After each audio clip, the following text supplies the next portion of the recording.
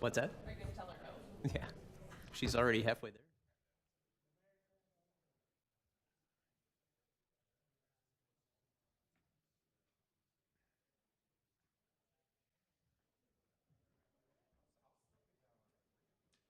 Cool. You're welcome.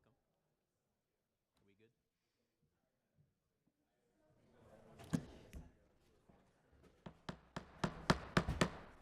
Good evening, ladies and gentlemen. We will call the July 10th meeting of the Common Council to order. I will ask the clerk to call the roll to determine a quorum. Alderperson Novak. Here. Noling. Here. Rote. Here. Turner. Here. Weigel. Here. Grisham. Here. Grobe. Here. Haas. Here. Halverson. Here. Keen. Here. 10 present. Quorum is present. Please rise if you are able and join us in the Pledge of Allegiance, which will be led this evening by Alderwoman Novak.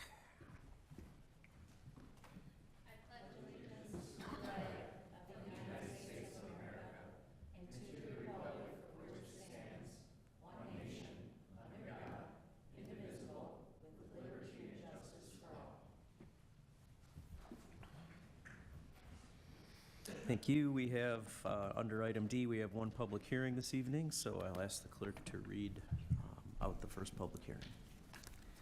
Presentation of 2024 water rate study. Thank you. Whenever you're ready. Sure. Thank you. Thank If I you. stand, can you still hear me or should I sit? Sound okay from here? Okay. Thank you so much. My name is Brian Raymer from Ellers. We were engaged with the city in order to review the financials of the water utility and investigate the need for a water rate adjustment. So we're here to speak to that tonight. At any time, certainly if you have questions, feel free to ask. However, a lot of this is going to be educational in terms of, one, how we view the financials of an enterprise fund for a municipality, and two, how the Public Service Commission works and views water rates. So we're looking at analyzing that impact of your planned capital projects. Primarily what we do there is we look at a 10-year long-range cash flow. So we're trying to project out what is the future revenues of the system, what are the future operational expenses of the system, what are the future capital expenses of the system. And then as your registered municipal advisor, we can provide some projected opinions in terms of how you fund those capital expenses and then what that looks like moving forward. So is that debt, cash, etc. So we don't just want to launch, however, from last year's performance. Enterprise funds or utilities operate much like a business. What that means is it costs a lot of money to get these assets in the ground in order to provide 24/7, 365 safe drinking water to your customers. So it also costs a lot of money to operate and maintain those assets. You will have large spikes in your operating expenses from year to year as a result of main breaks, well rehabs, any sort of treatment that you may have to do, pumping expenses, etc. So that volatility causes us to want to look a little further back into the future instead of just launching from 1 year's performance. So we do look at a 5-year historical rate performance. We develop some projections kind of moving forward. We look at how we fund those projects. And then most importantly, what is the rate impact for a 10-year plan? Before we get into the fund financials and numerical charts, we want you to understand how the Public Service Commission works. As a water utility in the state of Wisconsin, you are regulated by the Public Service Commission, so you cannot just say, well, it looks like we need a 10% adjustment for this year's budget. We'll go ahead and do that. You have to apply to the PSC, and there's certain ways you can do that. One of them is called a simplified rate case, or what we'll deem an SRC moving forward, and that is a once-a-year adjustment. You can only do it if you're eligible. There's a timing restriction. There's also a financial restriction on that. Your PSC report is also the main identifier in terms of how you are eligible for this. So they kind of measure you based off of that report, understand that that comes out usually in spring based off of how last year's performance would do. So there is some sort of lag there. Then you can also adjust rates through what's called a conventional rate case. You can do this at any time, but you basically fill out a long 30-tab Excel spreadsheet to just say, what is the PSC math return? And that is, what you move forward with towards the PSC. Sometimes you do have some special requests you can make in certain circumstances. In addition, as you are a wholesale customer, you can use the purchase water adjustment clause with Milwaukee Water Works as you have done in the past. So we'll kind of speak to what you've used in the past through these windows of opportunity on the next slide. Rates were last adjusted via a conventional rate case November 1st of 2020. They were last adjusted through a purchase water adjustment, meaning Milwaukee Water adjusted their rates, therefore your expenses would go up, and you adjusted accordingly through what we call a purchase water adjustment. You can also think of that as like a pass-through adjustment, meaning one thing went up, you can only adjust your rates to meet those treatment expenses. That happened on July 1st of 2023. The eligibility for the simplified adjustment is timing. You would be eligible November 1st of 2025. However, based off of your 2023 PSC annual report, you're not currently eligible for the simplified adjustment. So then how are our rates performing? As I mentioned earlier, the conventional rate case, one of the ways you can apply to the PSC, they have their math. That math is the bottom half of this chart. So if they're asking the question, how much should your rates be? They say we have to recover 3 cost buckets. One of them, and again, we're looking at the bottom half of the chart here on screen. One of them is your day-to-day expenses. So think of that as operating and maintenance expenses and taxes. Then they'll say you need to recover your depreciation, which is just a numerical formula to replace, your current assets in the system based off of their install costs and their service life, to say each year we recover X amount of dollars for that, add that all up for all of your assets, and that's your depreciation expense. The third cost bucket would be what they call their rate of return. This is taken to say we don't want to just recover our day-to-day expenses and the old costs that we installed the system, right? We may have interest expense in terms of debt outstanding, or we may have inflationary pressures to replace the assets once they do hit their service life. So we do need to earn a little extra. That little extra is configured by your current value of the system times a % that the PSC sets. So you can see here over the years that does change. It is tied to the bond market. So you take that % on the value of your system and you get how much dollars a year the PSC says you should recover. Take out your other revenues of the system, non-rate revenues, and that is what's called your revenue requirement. We weigh that against your user rate revenues and we can determine what the rate adequacy is historically for the system. So you can see as the rate of return adjusts, right, what the PSC says your adjustment should be, adjust accordingly. For example, 2020 would have been a 12% increase if you had applied at that time. 2021, interest rates dropped, rate of return dropped, that adjustment is 3%. There was also a drop in O&M that year. As you can see, it was 7.2 million in 2020, 6.8 million in 2021.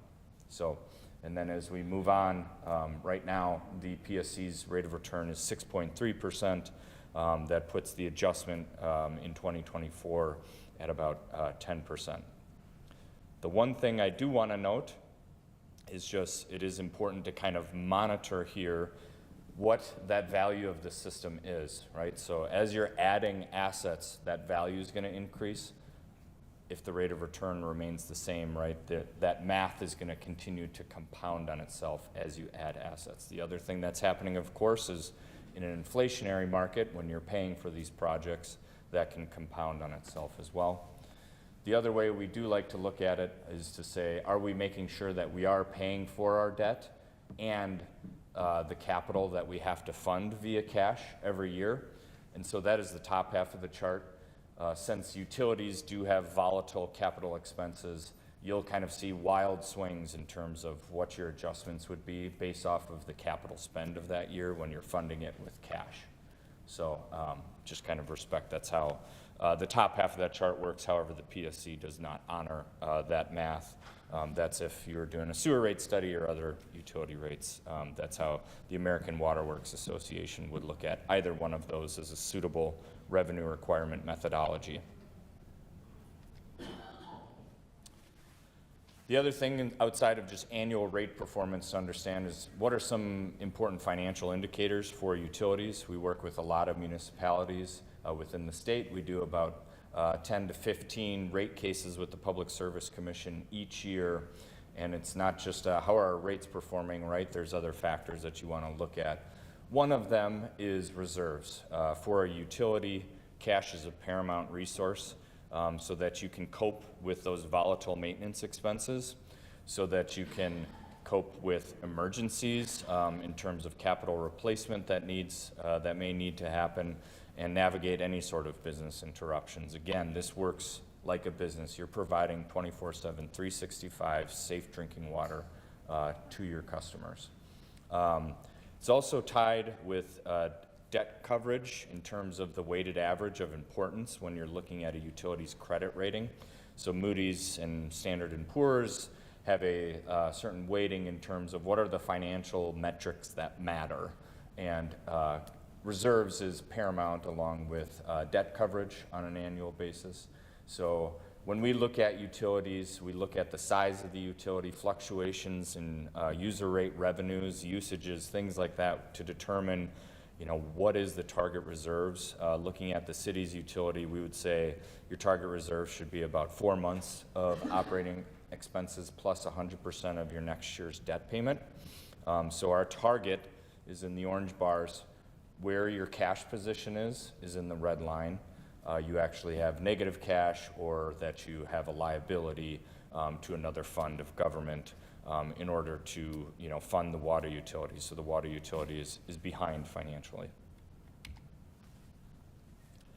So looking at our rate options, right? We can't just decide what they are. We have to think about what are the levers we can pull with the Public Service Commission. One, looking at the simplified, you're not eligible. Again, that's based off of 2023's annual report, and you won't be able to look at eligibility again until spring of 25 when that 2024 annual report comes out. However, the other one you can pull is a conventional rate case. So we, talking through this with staff, we kind of looked at several options, right? What if we apply now? What if we apply in the future based off of your projected capital adds, other items like that? And looking at that, just kind of going straight to the bottom of this chart, applying in 2024, we have about a 10.5% adjustment. If we were to say, let's imagine a scenario where interest rates go down and the rate of return goes down, but we have our same capital add as we are planning to within the 10-year CIP plan for the utility. If we were to wait a year through the conventional rate case, that could be a 20% adjustment. Further, waiting another year could be a 26% adjustment through a conventional rate case. So in speaking to that, staff had asked, could you come, because is there a deadline for the 2024 conventional rate case? And the answer is yes, that deadline is July 31st. So all applications for a 2024 rate adjustment through a conventional rate case have to be filed by July 31st. So essentially, if we want a 10.5% adjustment, that would happen now. If we wait, the potential would be that could be a 20% adjustment. The one other thing there is actually the future 25 and 26 adjustments would be slightly higher because you actually normalize some operating expenses that only happen every 10, 20 years. For example, like a water tower painting happens once every 20 years. They don't let you set rates at that year's expense for it. They normalize it over the 20 years for that operating expense. So just kind of thinking about that, we didn't factor that in terms of what the 25 and 26 adjustment would be. That is factored in for what the 2024 adjustment would be.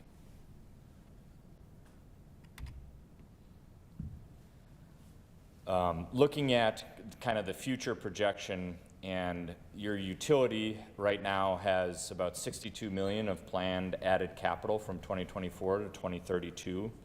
With no cash right? The CIP does have to be funded by debt or outside sources, even if it's a loan from another fund of government, right? That's a liability outstanding. So what we've built here is a 10-year model of funding your capital improvement plan with debt, and looking at what are the kind of adjustments per se, or what are the revenue needs over time. So here, the orange at the bottom, the dark orange, is existing debt. So that's your annual P&I payments that are dropping off over time as they're amortized. The light orange is your new debt. Again, trying to layer that in slowly over time, not spiking it and then resetting a very high table, right? We want to, if we're going to have to issue debt for, $60 million of projects, we want that to happen slowly over time, and then give time for these adjustments to happen. So the one thing I'll note there, the 10% adjustment for the 2024 rate case would set you up if you kind of just eyeball it there through 2028.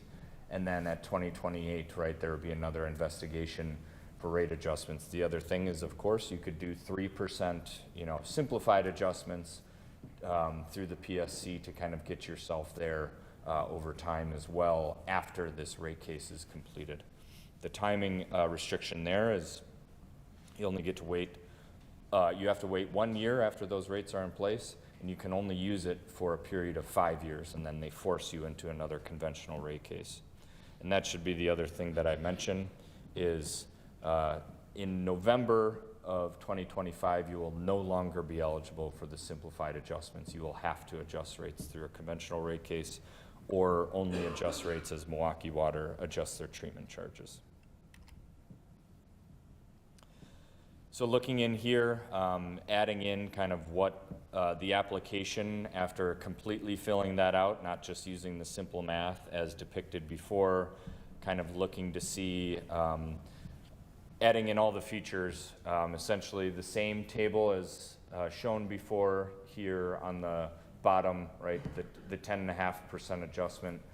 We would say looking at, all-in expenses, thinking about where the PSC may make adjustments to your budget, whether through normalizations, other revenues, the PSC will get a little conservative as they review things. We're looking to apply to the PSC for about a 13% adjustment, all other things being equal. And again, this is something you apply for, and then it is in the PSC's hands. So they will take control of the case at that point. Audit your utilities since the last conventional rate case, make any adjustments necessary, and then set the rates at that point in time. So again, this is what we would say to apply for. And that's if you do it this year. Again, if you were to wait, adding capital, even with the rate of return going down, that could be 20% adjustment or higher. So then looking at a comparison of what does that 13% do as we compare ourselves to other utilities. We did look at, within a 3-county area, some of the larger utilities by customer size. Right now, in that area, you're kind of in the bottom third.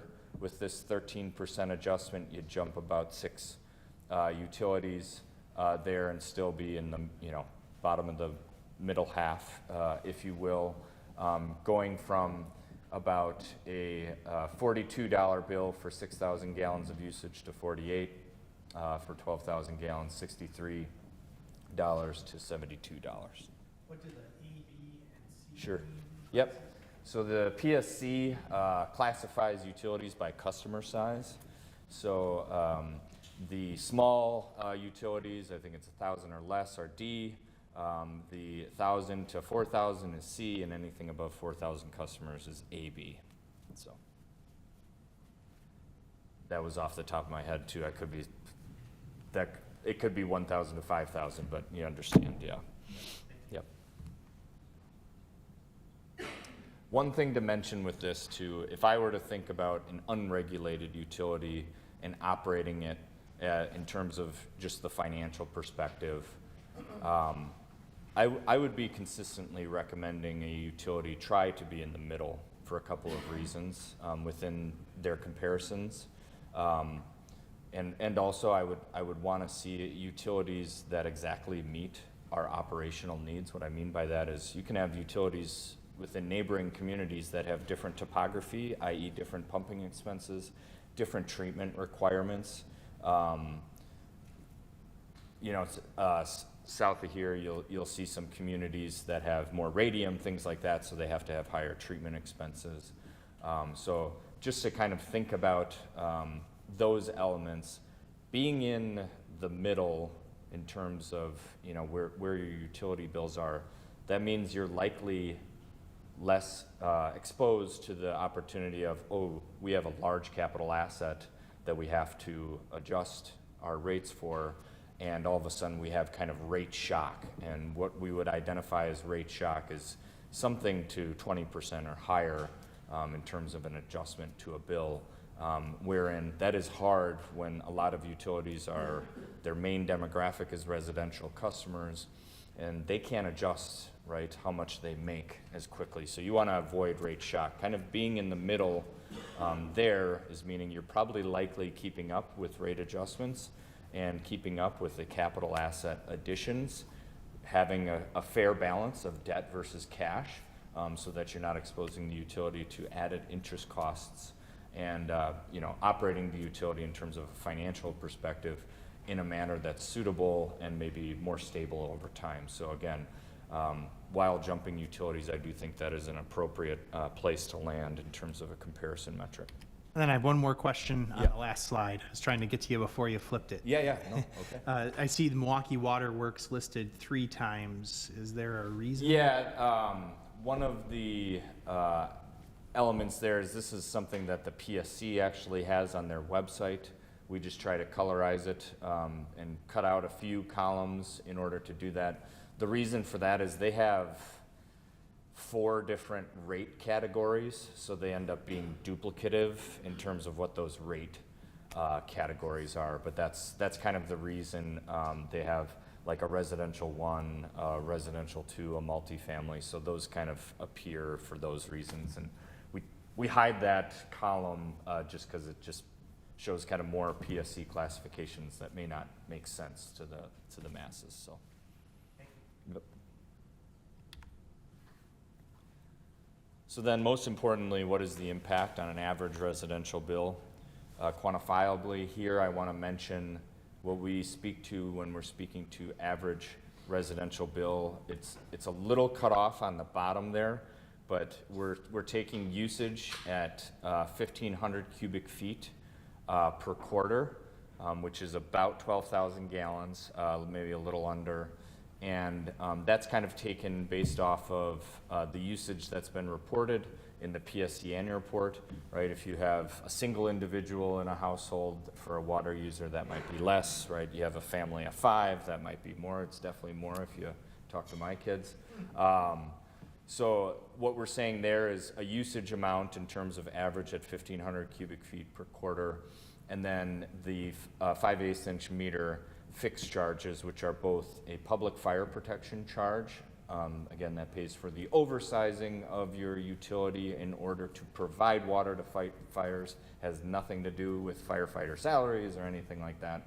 Just your utility sizing in order to provide water to fight fires. And then your fixed service charge at $15.27, or the fixed component of operating your water utility. So the one element that I would say there is, if you did want to see what your adjustment would be, we'll kind of talk through that here when we calculate the bill.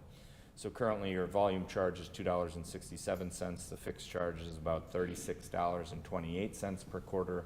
Therefore, at 1,500 cubic feet, your quarterly bill is $77.83. If we take the 13% adjustment, the volume charge would go to just over $3 per 100 cubic feet, and then the fixed charge to $41. Therefore, the quarterly bill goes to $88.21, or a $10 change per quarter. If we divide that by 3, right, we're talking just over $3 per month in terms of what that adjustment is to the bill. Again, you don't have a dollar for dollar or a one-to-one ratio of percentage to dollars because your bill's not $100. So looking at that, the 13% change would equate to about a $10 change to a quarterly bill, just about $3 per month. Then again, if you were to say, well, my usage is more 1,000 cubic feet per quarter, just apply that to the volumetric rate, or $3.03 in terms of what we're going to the PSC for through the application. Applying that to an annual water utility bill cost, that would be about a $41 change annually. We start the affordability discussion, and I'm talking half yard line of a 100-yard football field here in terms of affordability discussion, by taking it against median household income. This is what's most benchmarked commonly for utilities when we're looking at rate-making standards. You go from about 0.3 or 0.43% as a percentage of median household income, or water utility bill as a percentage of median household income, to almost 0.5%. The American Water Works Association benchmarks utilities in the Midwest region due to source water at about 2% is kind of red flags for affordability. Now, that doesn't speak to everybody's individual income. Please respect that. And we did provide full tables to staff that if you're curious as to what that, we kind of take the average 5-year bill moving forward and do that by income level at the same usage. And you can see what the percentages would be by income level. That is in kind of our full tables. So then our recommendations in terms of all things considered that we've spoken to here tonight is your current cash position will require debt for near-term capital. We would recommend, in order to kind of build the financials of the utility and avoid rate shock, in filing a full rate case or a conventional rate case for test year 2024 at the PSC's current benchmark. That's 6.3% for a 13% adjustment. Again, this will help build cash to healthy positions over time.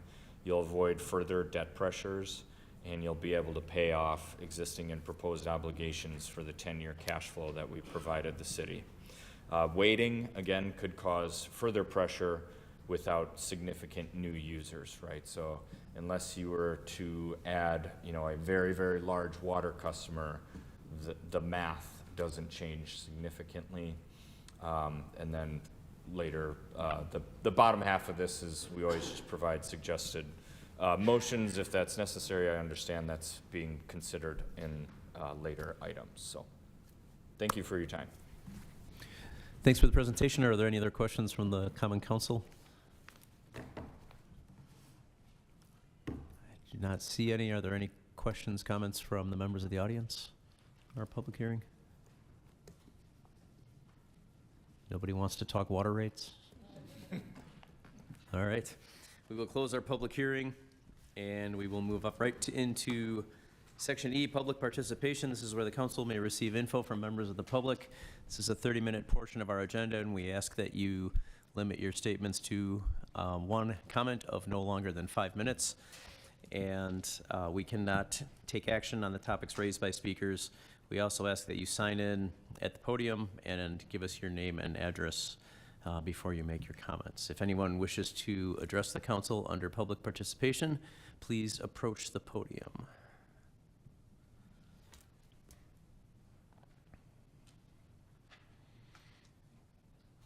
All right. Seeing none, we will close public participation, and we will move on to item F, which is at the bottom of page 1 on your agendas. Our standing committees will be meeting during recess. The room numbers are listed there. And if you are here for a license or a permit or some business with the council, please make sure you know which room you're going into. And if you have questions, please ask myself or one of the council members or staff persons before we get into the recess meetings. Move on to item G. I do not have I do want to just thank everybody briefly for put on the Independence Day festivities and the fireworks, and a lot of volunteers, a lot of work went into that. I was not able to attend this year, and, but I just want to thank everybody who attended and helped put that together. So I guess I did have a mayor's report, but that's it. So do we have any, moving to item H, do we have any alderpersons' reports? Mayor Devine. Alderwoman Noling. Hey, so wanted to let folks know that District 2 alders are hosting a meet and greet on Sunday, July 21st from 3 to 5 in Rogers Park. We look forward to meeting our community members of D2. Bring us your ideas, bring us your concerns. We're here to hear you. And it is a family-friendly event. West Dallas, West Milwaukee Rec Department is bringing Operation Recreation in addition to the playground equipment. So it should be a fun event for all. Hope to see you there. Nice, thank you. Any other alderpersons' reports? Mayor Devine, Alderman Haas. I move for approval of the minutes of the June 11th and June 17th council meetings. Second. There is a motion and a second. If there are no corrections or changes, all in favor, please say aye. Aye. Any opposed? The ayes have it, and the minutes are approved. Move to standing committee reports. We have a few. Economic Development Committee, is that? Sure. Well, I think staff will. After recess? Okay. And then Public Safety Committee, Alderwoman Grisham?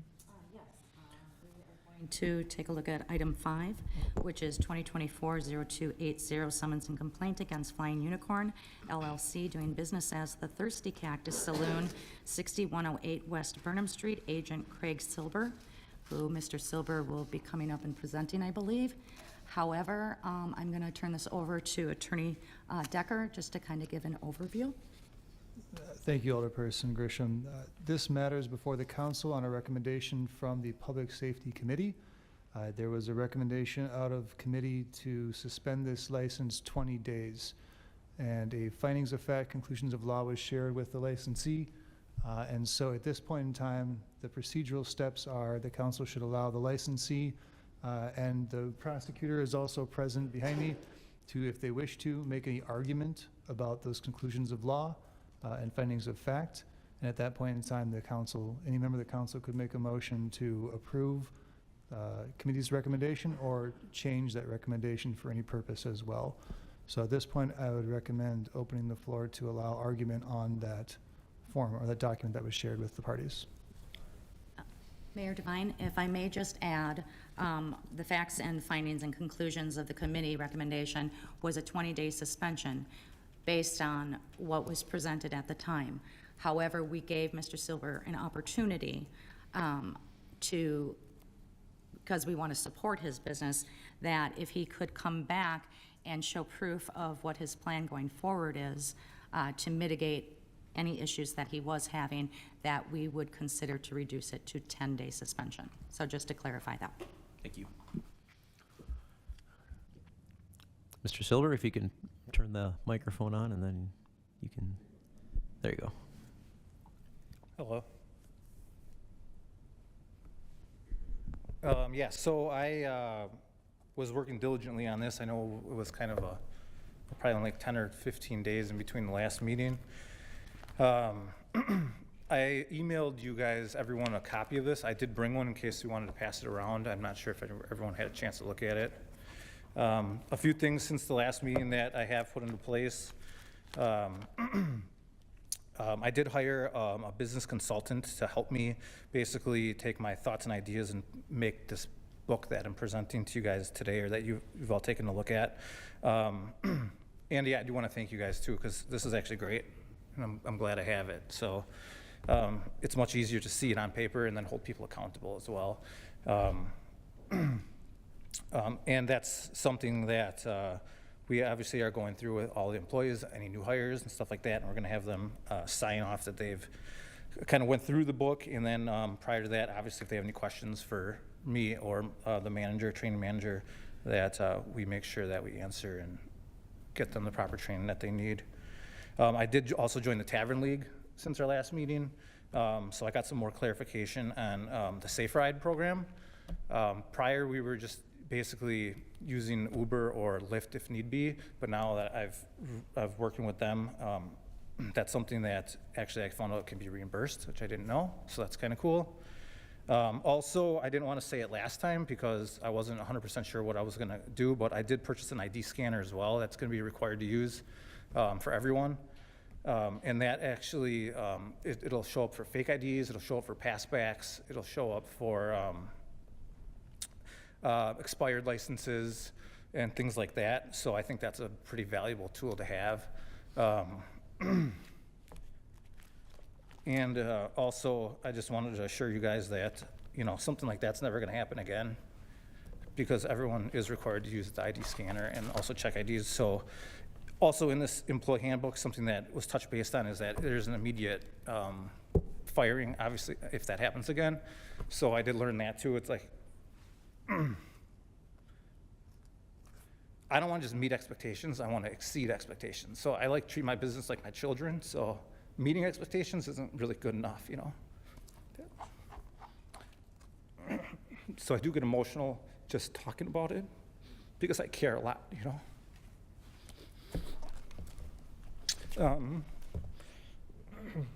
I do want to ask if we can do like a revote and see if we can revisit like the 3-day suspension, or if there's like community service I can do, or take a class that you guys want me to take, or pay a fine, or donate to charity, or any of those things, because really we're hurting my employees a lot too by closing, obviously me as well, and there's many ramifications of closing the business down. But most importantly too, like I have people that are working there that need the money to pay their bills to survive. They have kids, they have families, they need food, they need to pay for their car payments, their rent. I mean, these are citizens of West Dallas as well, and the surrounding area. So really it's detrimental to me and to them for me to have to close, and I will do anything that you guys want me to do. Is that everything you concludes your remarks? Yeah, thank you. Mayor Devine, based on what you stated, Mr. Silver, and personally, I thank you very much for taking responsibility. I know that the hearing didn't go maybe as you had planned, but some of these things that you presented today would have been very, very helpful at that time prior to us making the decision based on the facts that you presented at the time. So I feel very pleased that you took all of these efforts, for one. As far as the vote that we already had in the recommendation, I want to defer to Attorney Decker to see. I think if anything would take place, we'd have to withdraw this complaint when we already found Mr. Silver in violation. Is that correct? So procedurally, there is a finding of truth to the complaint before the council. As a result, the minimum suspension is 10 days. The only way that it would make sense under statute to go below 10 days is if the complaint was either withdrawn or there was a finding that it was not true. In either case, the council wouldn't be able to impose any suspension. So the in-between 0 and 10-day type of suspension, there is a theory in which you could impose a 10-day suspension and stay a certain number of days, kind of like what happens with a court that does sentencing, where they impose a criminal penalty but then stay that penalty under some certain conditions. That is not something that's explicitly stated in the statutes.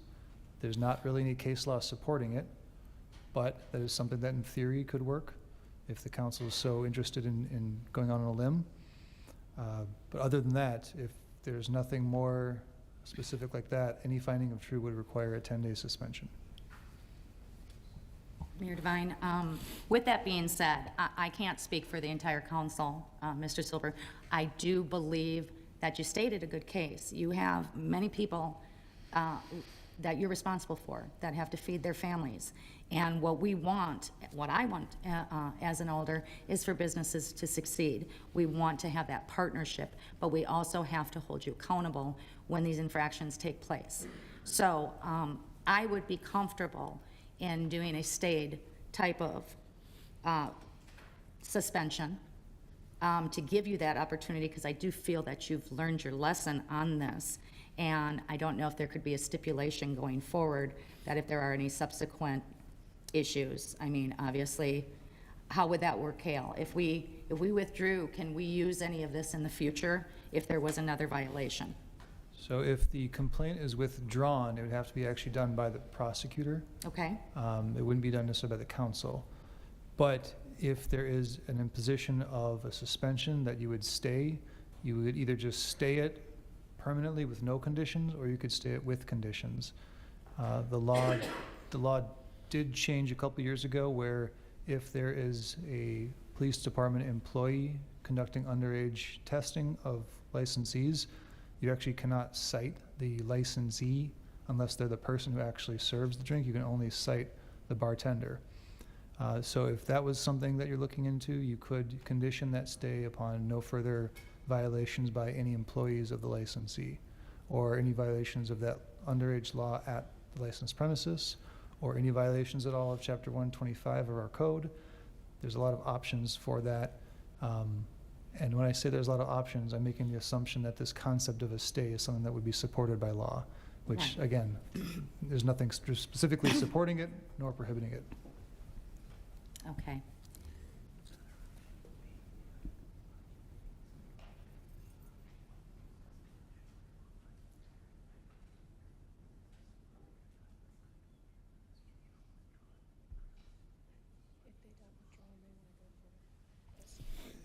Mr. Chair, if I may. So one idea that the prosecutor in the case did suggest is if the council wanted to provide direction to the prosecutor on drafting a stipulation outside of this and then withdrawing the case, is something he'd be willing to talk to the licensee about. He would just need directive from the council on what that stipulation would look like. With consideration to that and the fact that we're presenting right now, I think it would be a good idea that we stay this sentence with the conditions that if there are any violations of Chapter 125 and/or any ordinances related to your liquor license, that you will be held accountable for the full suspension and any future action. Is that appropriate that we can put that in as conditions? And that's just what I'm recommending. We'd need a vote on that. So that's something that could be crafted and presented. I think there's a rational basis for it, so I would see that as being defensible as much as anything else. Okay, then that would be my motion at this time. I'd So- second that. You can't, you're not on. So, JK. Mr. Chair, if I I second the motion. Nope, we need the committee. It would be the, oh, yeah, you can. Oh, geez, he's my vice chair. My apologies. Go ahead, So council. for the council's benefit, then, the motion would be to impose a 20-day suspension, but stay all 20 days, subject to no further violations of state or local law regarding alcohol licensing. Now, what you'd also have to add then is a back end on that stay. So for how many years, for how long, for the life of the licensee, whatever you'd have to add as far as when would that stay period end and when would it no longer I exist? would say to the next renewal. Okay, so a 1-year stay until June 30th of 2025. Yeah, I think that would be fair. Mayor Devine, if I may. Alderwoman Novak, go ahead. I guess, and this is just my food for thought, I appreciate and understand where Alderwoman Grisham is coming from wanting to stay it, and I completely understand how hard it is for you and your staff because you are responsible, like you said, for your staff, and they have car payments and house payments and everything like that. But I also look at the flip side in that you are responsible for the people you serve, and that the actions taken now are great, and they're a really, like, I love the ID checker, I love everything that you're putting in place now, but it's hard to kind of rationalize that with the fact that it took this far to get to that point. So I don't know how to feel about putting the whole 20 days into a stay. Just my thought. Thank you. Mayor Devine, if I may, just kind of to clarify, it would be based on our ordinance or state that we can only go with a minimum.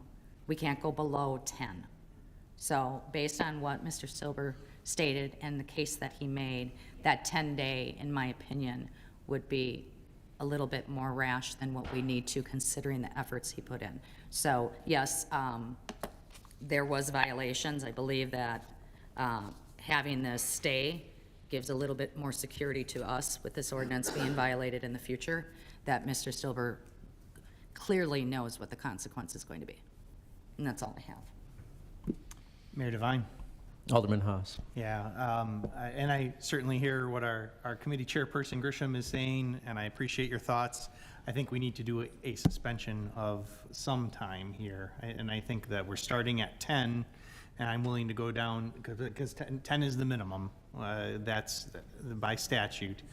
I would be willing to go down to 5, a 5-day suspension, so a 20-day suspension with 15 stayed, 5 served. I would support a 5-day suspension. And a 5-day suspension effective immediately. In the past, our committee has allowed certain days and have these days be non-continuous. I would suggest not doing that, just 5 days immediately. And to clarify, would that be non-consecutive or consecutive? They would be consecutive. Okay, and that would be at the end of today's meeting, starting tomorrow. So as- that would be 11:59 tonight? As soon as we act, which would be Correct. the end of this meeting tonight, so tomorrow, Okay, at 11:59. at 11:50, well, right. Okay, all right. Or 12:01, yeah, that would be the next day.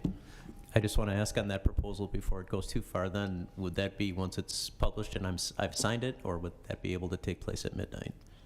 You can schedule the time to start at any point in time after the vote. So if it's going to be immediate Okay. upon the vote, that's the time.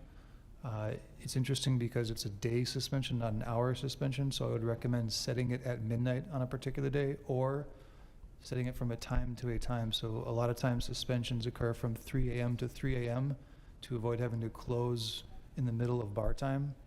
So, like I said, a 3 a.m. to 3 a.m. over 5 days would be most logical.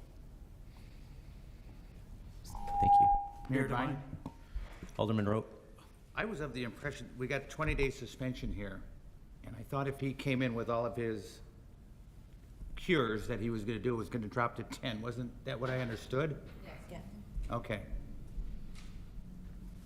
That's all. Thank you. Alderman Weigel? Mayor Devine, I'm going to, I guess, concur with Alderman Haas on this.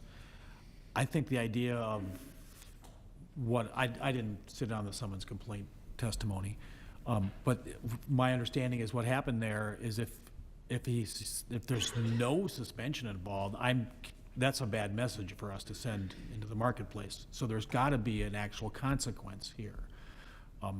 I was okay, I think originally it was discussion of just 3 days. I was okay with that. I'm okay with the 5 days. I think, I don't know the particulars of his employees. I don't know how many he has. I don't know how many of them are full-time, how much they rely. I understand how the bar business works. You have maybe somebody who just works on Wednesday nights. I get that. I don't think there's a lot of people relying on this for their bread and butter other than the owner. But I think a 5-day suspension sends a message into the marketplace that when we do these compliance checks, that we're serious about them. I think if it's essentially 0, but he's on it's on probation, then it's like 0 tolerance, that's not the answer. There's got to be an action, maybe not today or whatever day we decide on, but I would support a 5 consecutive day suspension.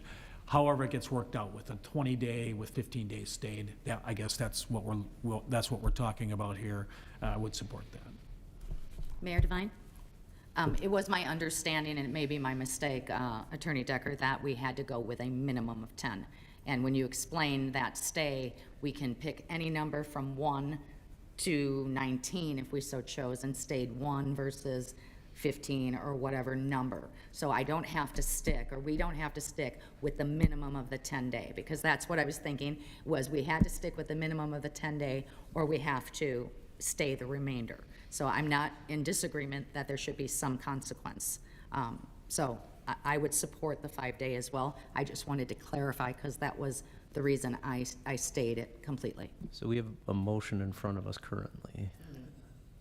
Yes, and just to confirm, yes, you could stay any number of days between the full amount and a single day from whatever ultimate suspension you impose. You just have to impose a suspension of a minimum of 10 days to start.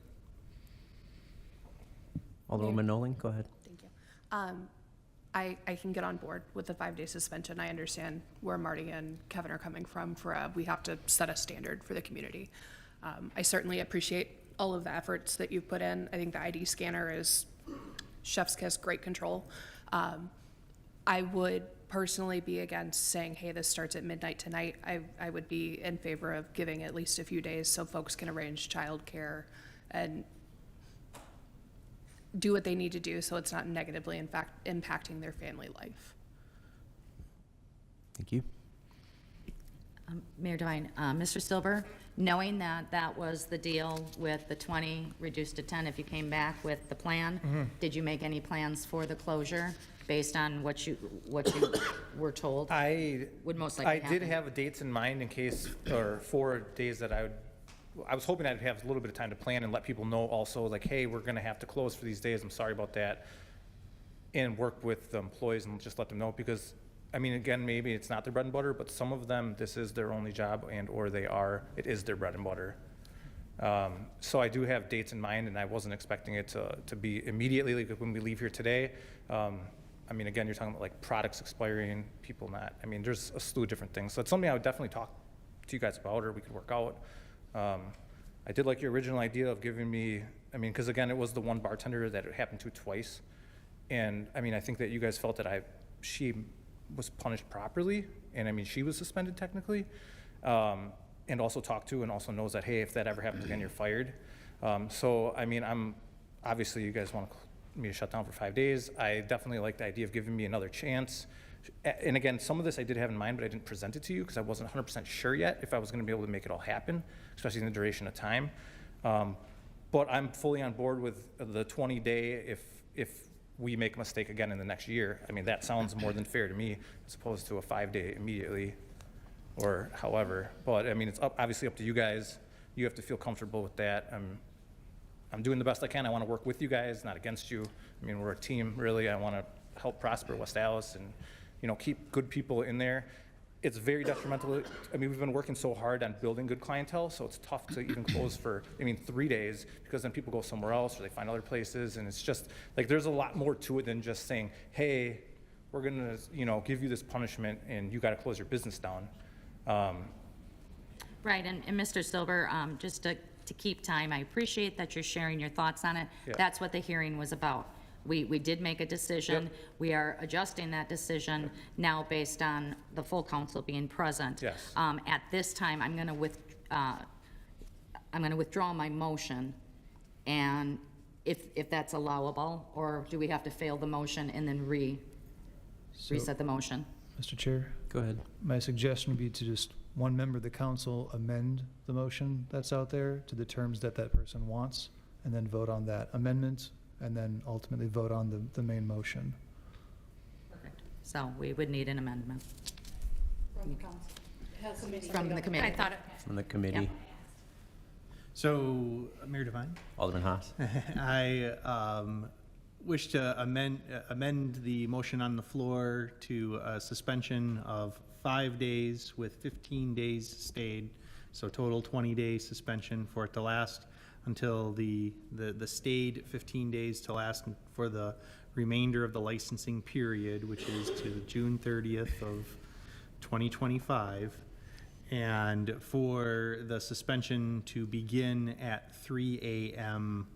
tomorrow, and for it to be 5 consecutive days beginning 3 a.m. tomorrow. Friday, Saturday, Sunday. If that's,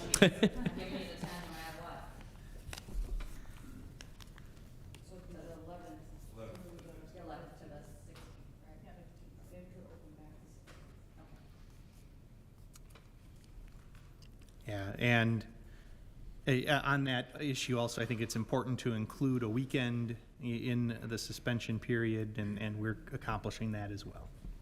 So that's my amendment. Does that amendment have a second? I'll second it.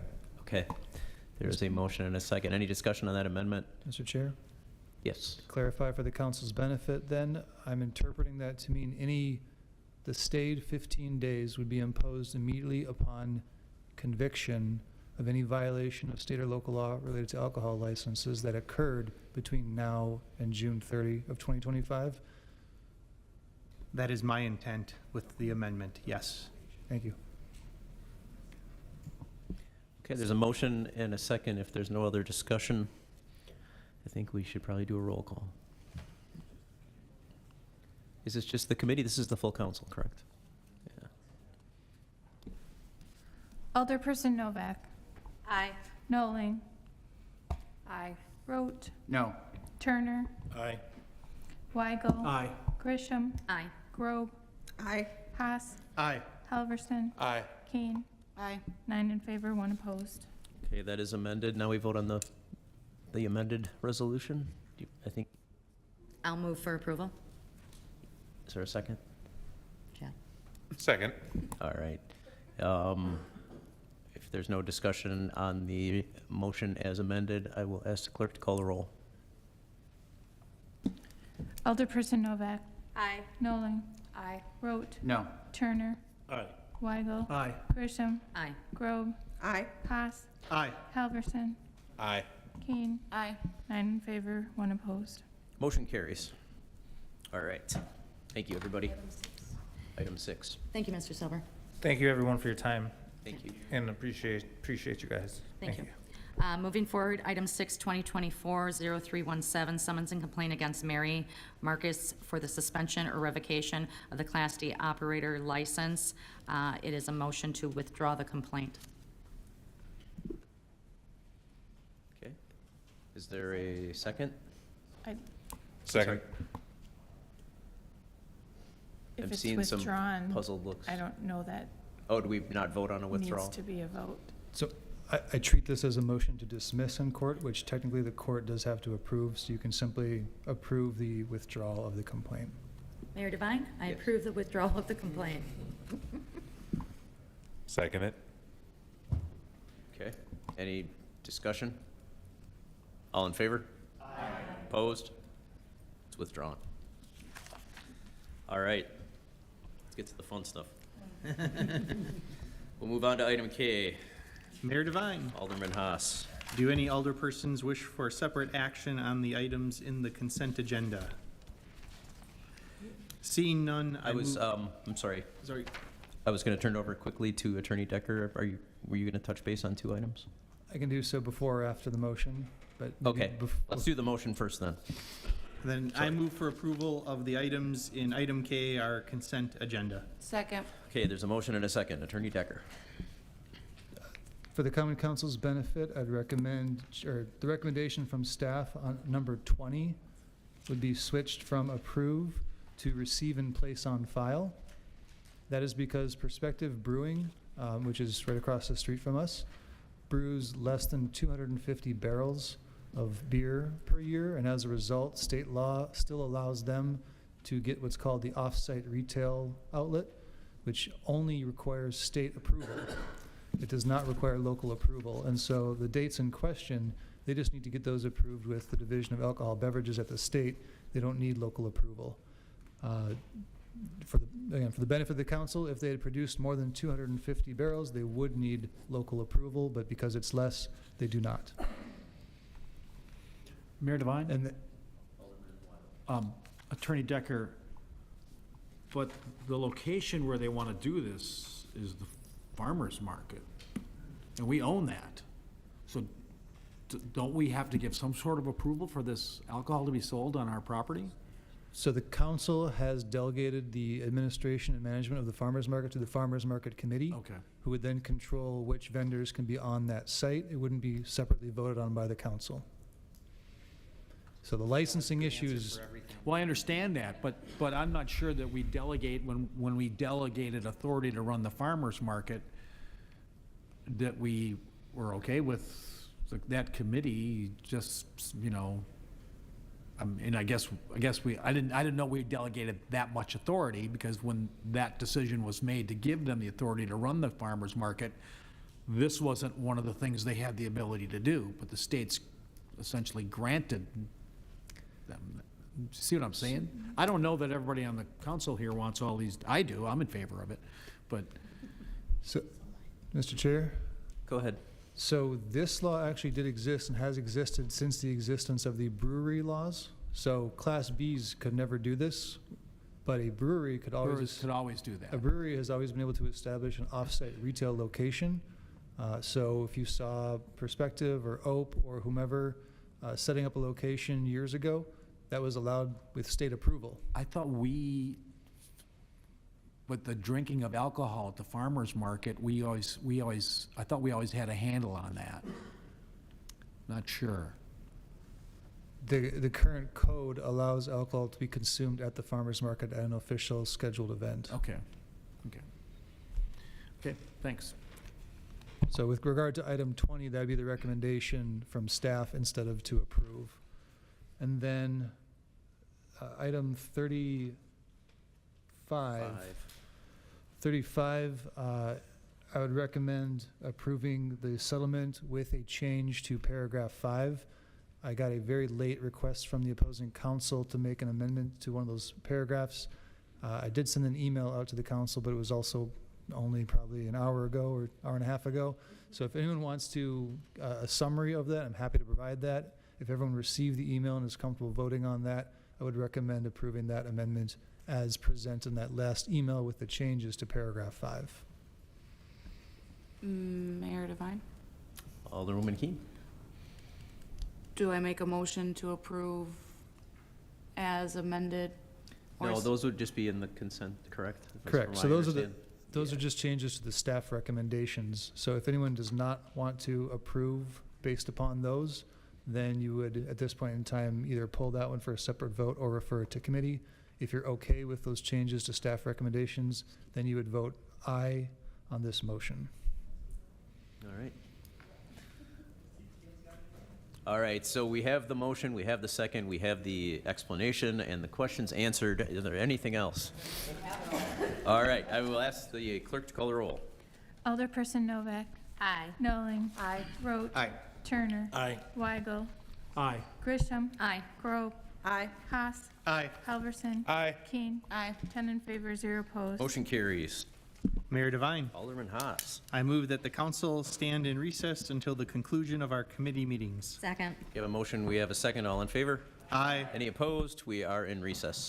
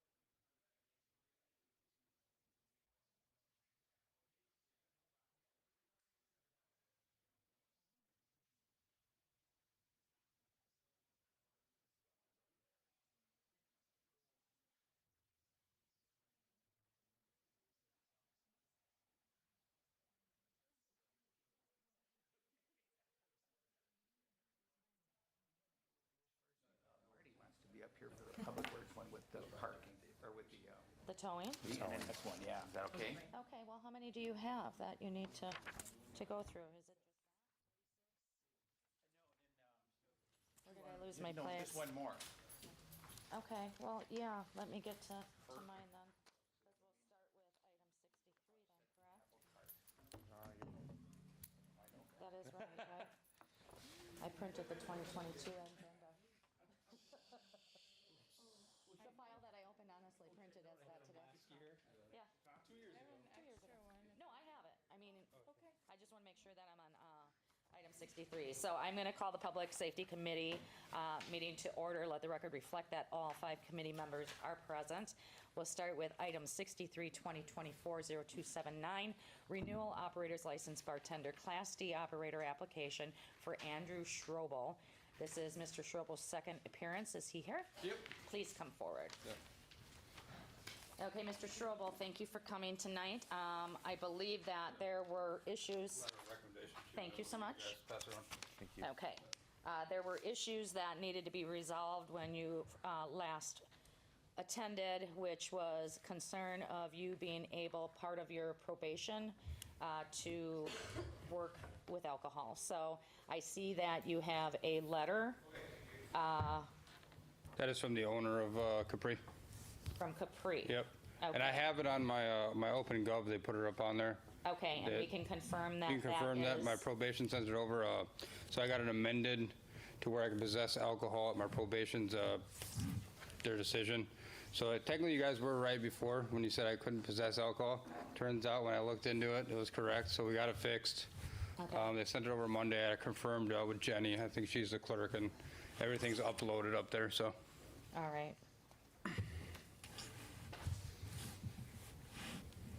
Okay, so, Madam Chair, if I may. Go ahead. Yep. Yeah. I'm going to ask you, Andrew. Yep. How can we take, I understand this is a letter from your boss saying you Yeah. can have alcohol. Can we take In your that? packet. There we go. No, that's just a letter of recommendation from my boss. It has nothing to Okay. do with, yeah. What you told me last time, the last meeting, was have everything sent to West Dallas. Yes. So they sent everything to you. So I was assuming it got to you. I don't know if it did or did not. It was in our packet. Okay, just making sure. All right. Yeah, okay. And what has been provided to me by the clerk Okay, from Patrick Lenz, was Yep, probation. probation. Patrol agent. yep. It says, this department does not object to his possession of a liquor license or employment where said license is in use. So with that, I move approval. Okay. Second. There's a motion and a second. Is there any discussion? Okay, all in favor? Aye. Aye. Motion carries. Appreciate Thank you it. for coming back. Thank you, guys. Hold tight. Oh, I'm sorry, opposed. Okay, okay, Okay, so 4-1. okay, Thank you. Thank And you. it will go to the floor for final vote. okay. Okay. Did you want this back? Oh, no, go, you can get rid of it, trash it. All right. Yep, Sounds good. yep. Thank you. You can put that in the file. All right, you're all good. Go, appreciate If it. you want to hang out for the vote, you can. Otherwise, whatever happens, you'll be Okay. notified. I really appreciate it. Thank you. I'll hang around for it. All right, sounds good. All right, item 64, 2024-0362, renewal operator's license bartender Class D operator application for Chris Schutte. Is Chris here? Was there any correspondence? No, I believe this is actually a second appearance too, and I talked with city attorney, and if you would like to have us send a letter of an intent not to renew, then unless they contact us for a hearing, it would be denied.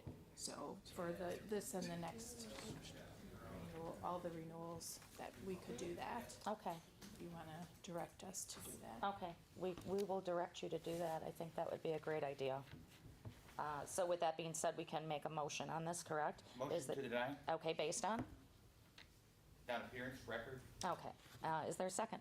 Second. All right, motion and a second. All in favor? Aye. Aye. Opposed? The ayes have it. Okay, item 65, 2024-0361, renewal operator's license bartender Class D operator application for Danielle Nichols. Is Danielle here? Yep. Hi, Miss Nichols. Hello. Please have a seat. Ms. Nichols, the reason that the applicants are here tonight, whether renewal or new, is because when you're applying or renewing, there's certain things that come up on your record that the committee here would have questions for that could oftentimes be substantially related to the licensing activity.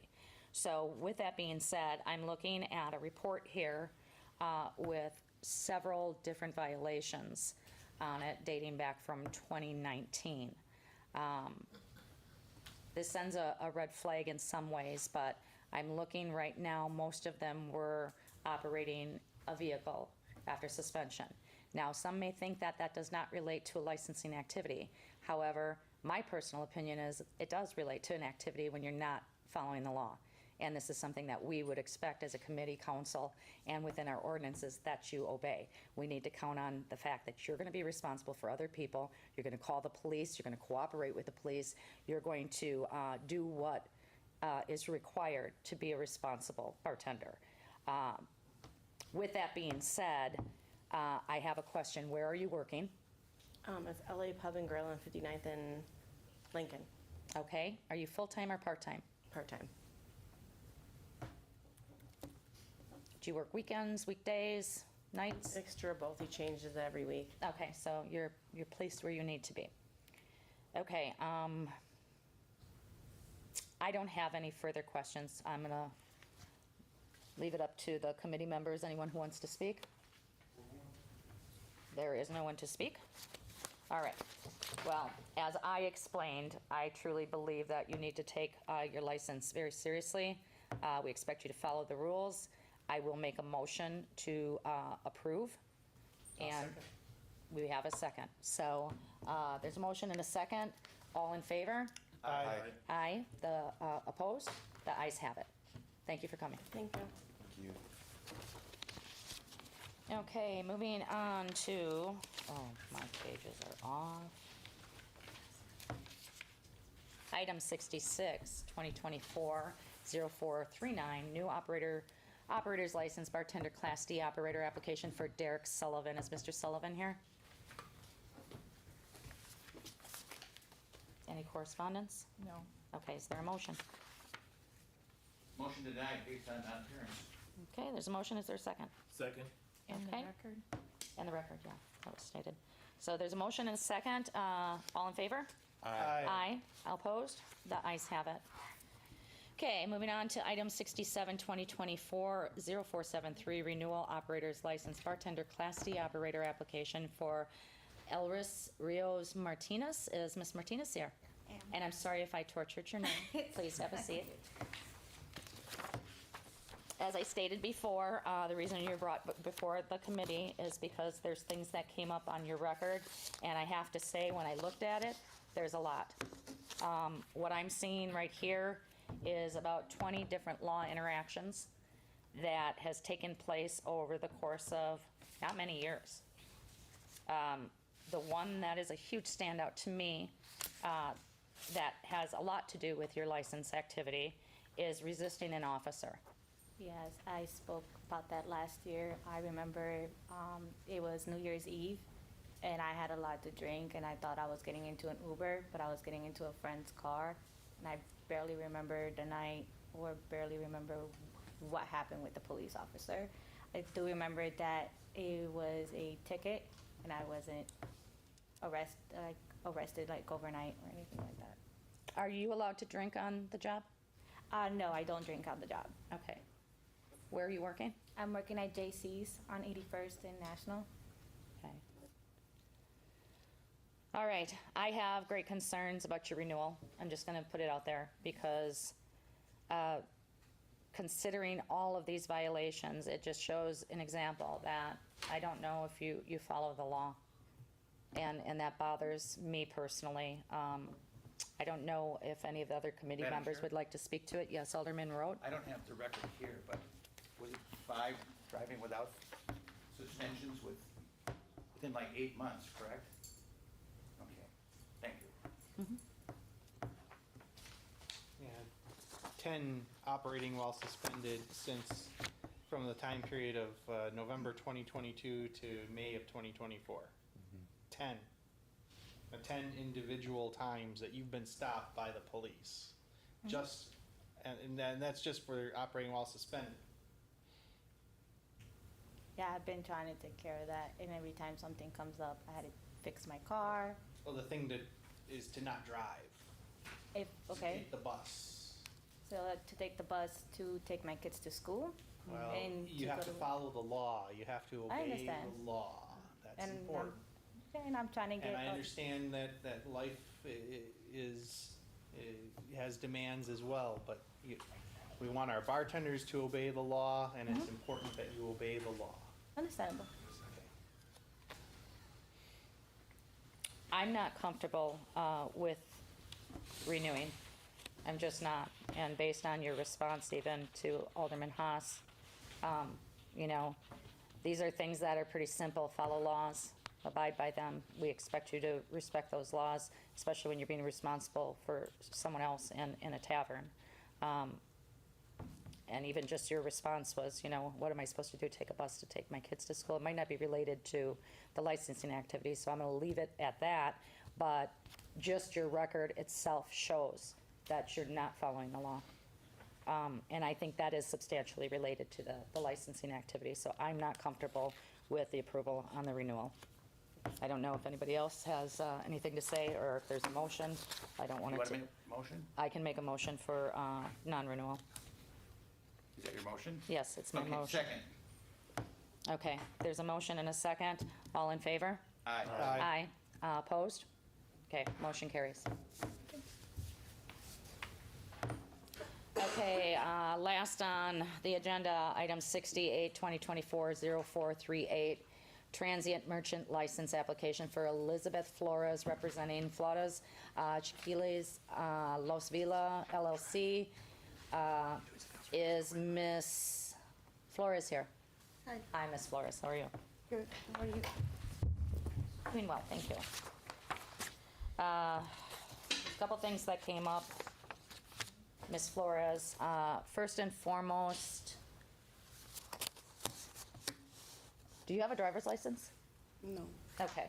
And you are going to be operating a food truck? How is it going to get to its locations?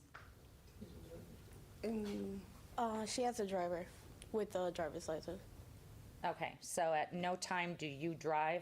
No, she's not the driver. Okay. Attorney Serwin, may I ask you a question, how that works when we offer, or if we would approve a transient merchant's license, that would give Mrs. Flores the opportunity to drive even if she chose to drive illegally? No, she would have no chance of driving. Driving is illegal for her. She doesn't have a license, she cannot drive. The transient merchant wouldn't allow her to drive, but the question, I think, the bigger question is, on its face, it seems difficult to grant a food truck license to an individual who doesn't have a license to drive a truck, right? So who's the driver? It's my employer. Employer? Employee? Employer. Okay. Is that person identified anywhere on the transient merchant license or the food truck license or anything? No. No? Okay. Obviously, if you get caught driving a food truck, the cops could just tow the food truck at that point, right? You know that? Yeah. Because you don't have a license? Okay. Having a license is not a qualification for a transient merchant license. It's just the underlying fact that this is for a food truck is concerning. I think you would agree, right? Yeah. Yeah. So, Okay, thank you, Attorney Serwin. Another thing that came up that I think would be substantially related to this issue would be there is a couple theft charges on your record. Can you explain those? There's one 2008 retail theft and 2020 theft movable property misdemeanor that showed up. ¿Que robaste? No, es lo que, no lo que robé, es lo que me pusieron, dijeron que había salido, que yo había tomado algo, pero fui a corte y eso lo quitaron porque no fue así. That they had accused her of stealing somebody's identity, but that wasn't, like, it wasn't ended up being true, and she had already gone to court over that. Okay. Attorney Serwin, was there a charge on that? There's a charge and a conviction. I wouldn't have added it if there wasn't a conviction. Okay, So you were so- convicted of that. Que sí te acusaron a eso, básicamente. No, no salía. Bueno, me acusaron, pero no fui culpable. They're saying that they accused her of it, but she came out like clean. Okay, and our attorney is stating that there was Dice que no, a conviction on Que it. no, que básicamente dice que no lo quitaron. Attorney Serwin, if that was not correct, could that be corrected, or she would have to produce something to show that? If it's not correct, then the works report is not correct. Right. It's from Waukesha. Chances of that would be pretty slim. It'd be a court error. Yeah. Why doesn't that show in Milwaukee then? Like, It's not a Milwaukee case. oh, no for the It's a Waukesha case, but when I try to Sir, if you're going to address the council, please request. Oh. Can you please state your name? My name is Israel. Can you spell that, please? Isreel. And that last name? Villarreal. Villarreal. This case is in Waukesha, but when it's over, supposed to be is clear. It's not show anything, you know. I don't know. CCAP right here. My lawyer, he say take off everything. But I don't know why he showed that. But when I check the records in Milwaukee, when I take the license, it don't show anything. Yeah, ma'am, did you pay a fine or did you go to jail at all? You would know He that paid a from- file. He paid a file. Yeah, sure. Okay. Yeah. Okay. CCAP reflects that it was amended down to a misdemeanor, which is what reflected on the document you provided. There was a fine of $326 and a DNA sample and surcharge. Yeah. Okay, so that isn't an error, that is a conviction. Correct. You admitted, you paid your fine. Yeah. Okay. These two things combined send up some red flags for me as one of the council, committee members. And is there any way that if this application came through, that there could be conditions on it? Or is there anything, like listing a driver, for example? Sure, I think so. Okay. Yeah. So. They can challenge it in court if they think that's inappropriate, but I think anytime a license is issued or this is even more loose than Chapter 125 license, alcohol licensing. We regulate most of this process. So if there's any conditions you want to place on the licensee at this time, I think that'd be appropriate. Okay. Attorney Serwin explained that we can put conditions on this license. And that would be, my recommendation is that we have a driver, a valid licensed driver listed on that application. And I think that's minimal. Is I'd also there- recommend that that person be at the truck with the truck at all times that it's in operation. Okay. Couldn't walk away in case police show up and say, this has got to move, you got to get this out of here. That licensed driver has to be on the food truck at all times. Okay, thank you. I took that for granted just by stating there had to be a licensed driver. So with that being said, at all times of operation, that licensed driver has to be in that truck. Yeah. The cooker guy, this is the guy the license and he moved the trailer. Okay, so how do we do this, Rebecca? Do we amend it as the license right now and put in those conditions? Or do they have to, because obviously they have to present somebody and put them on that. I think you can put the conditions on and then tell them they need to let us know who the driver is before we would issue. And then we just check the report, the works report on it, if anything comes up on that? would If it something be an comes up, issue? yeah, we can check that. That would be conditioned that there'd have to be a licensed driver. Maybe they can provide us a list of maybe more than one, but Okay. one or, And Madam Chair, if I may. Go ahead, please. Yeah, I don't want to limit who their licensed driver can be. I think Right. it's sufficient just to say they must have a licensed driver, whoever that might be. Okay. On site. On Yeah, site. at all sorry. times. Okay, so with that being said, is there a motion? Yeah, I move for approval, subject to the condition of the applicant having a licensed driver on the truck, in the vehicle at all times that it's in operation. Okay. Okay, there's a motion and a second. All in favor? Aye. Aye, opposed? The ayes have it. And I'm sorry, I've misstepped. I haven't asked for a discussion past the discussion. So with that being said, my group is done. Motion to adjourn, anyone? Thank you. I move we adjourn. Oh, second. Okay, there we go. All in favor? Aye. We are adjourned. Are you guys doing another one right away? Yeah, we have to do Public Works, do you need me? Can you just check that out, make sure that comports with what? Yeah, I think we have to wait a minute anyhow, because Alderman Weigel wanted to come up. Talk on item 46, but.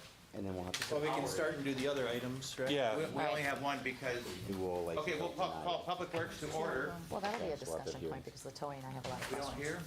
hear? Yeah. Okay, all 5 members are present. Item 47 is being held tonight. Item 48 is being held tonight, so we will jump to, Mr. Chair, if I may. Steve Sherrick, yes, On please. item 47, which is the ordinance for the scooters, the electronic scooters, changes there. That's a separate item from the pilot agreement. The line has requested that Oh, sorry. we hold the pilot agreement on item 48. Hold 48. Hold 48, but on item 47, if the council so chooses, or committee so chooses, that could be acted on this evening. Okay. And Mr. Chair, just for clarification, that would be the ordinance for zoning, correct? So it's not voting on the contract Yeah, or, on the chapter 10 Okay. changes, yes. So 47 is, just the zoning change. Basing ordinance allowing the electronic scooters with certain regulations within the city with respect just to their disorganized. travel on sidewalks and parking. there you go. Thank you. All right. Yeah, I'm. Okay, I'm- we'll go with item 47 then. Yeah, that's all we need. Ordinance 2024-0022, ordinance to amend regulations related to electric scooter operation and allow limited short-term commercial rental. Mr. Chair, Alderman Haas. I move approval. Second. Been moved and seconded. Is there any discussion? And then also, yeah, Mr. Chair, please. Go ahead. Yeah, Steve. Please. Steve, please tell us, are we consistent with the city of Milwaukee? Do we differ from the city of Milwaukee with this? What's going on, please? And tell us who you are, please. Thank you. Steve Scher, Manager of Planning and Zoning, and I've been working with Lime a little bit on a pilot agreement along with our city attorney's office. And the ordinance is, Cale could probably advise you much better. He had crafted this and updated Chapter 1020 with respect to riding bicycles on sidewalks, and then Chapter 1023 with respect to electronic scooters. And as far as the comparison with Milwaukee, I don't have that answer at this time. They have the Lime scooters in operation. They went from a pilot agreement to now an agreement with Lime on an ongoing basis. But many of the things that are within this Chapter 10 change do comply with the state statutes, which the city of Milwaukee also does comply with. I think it is within the city's best interest to, the way this ordinance is being crafted, to ensure that, there are operating restrictions, there are parking requirements. I'm just taking a look at the different parts of the ordinance here. Yeah, and Steve, I guess if I can get to the point that I was Sure. getting at, we're allowing Lime-type scooters, or whatever brand they might be, we're allowing them in our city, and they're not allowed on sidewalks. Those are the two big things. Yes. Am I correct with that? That is correct, yeah. Yeah, okay. And is this renewable every year? Well, the pilot agreement will craft the term of operation, and that's item 48. That's the one that Lime has requested we hold.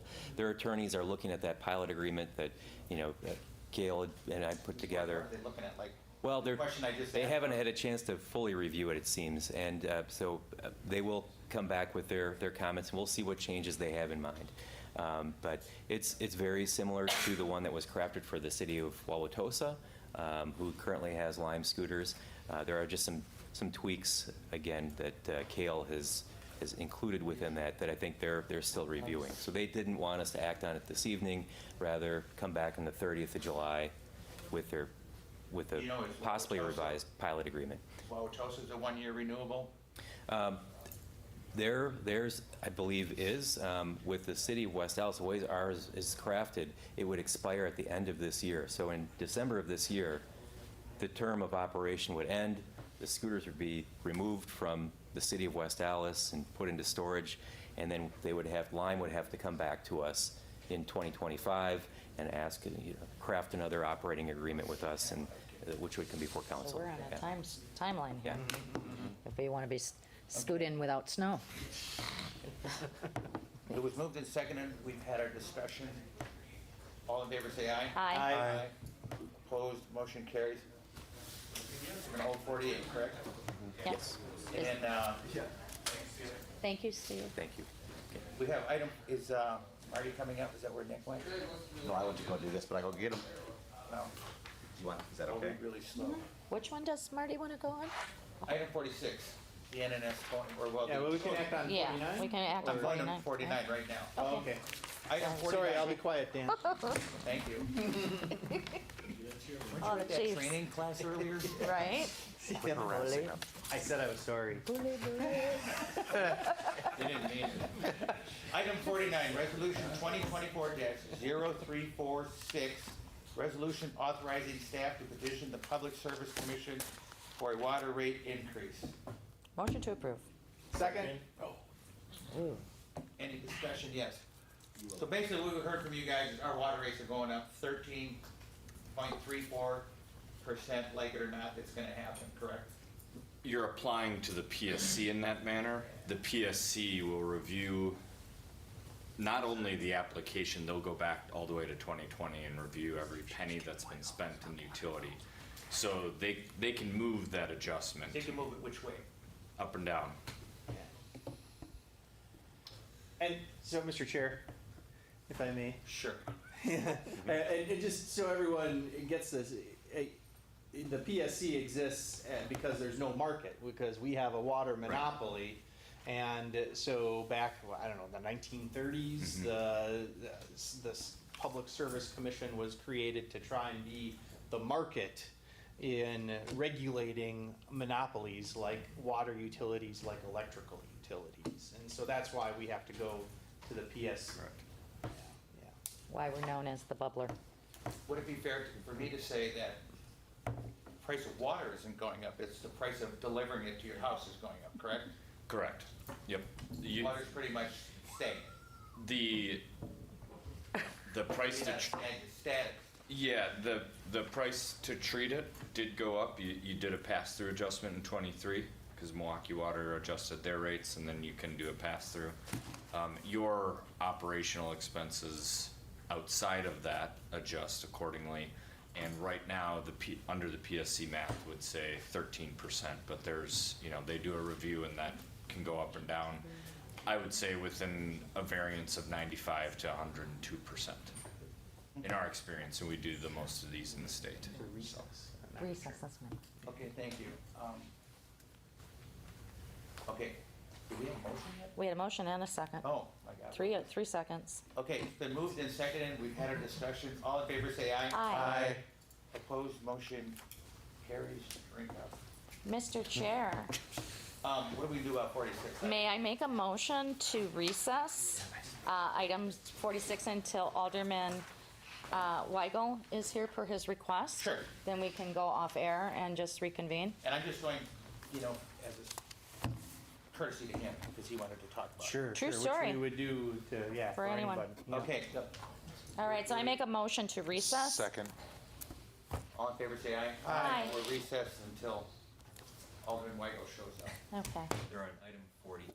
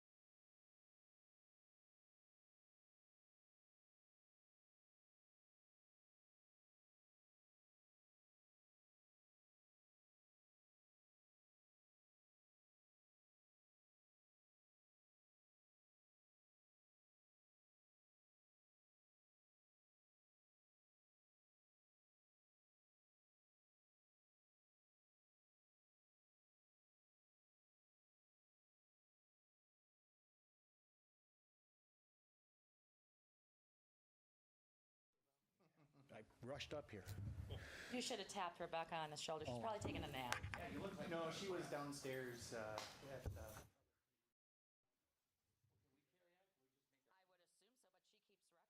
but she keeps records, so maybe not. Someone's got to write this down. she knows. She figured it out. So, Mr. Weigel, you do know why you're here tonight, right?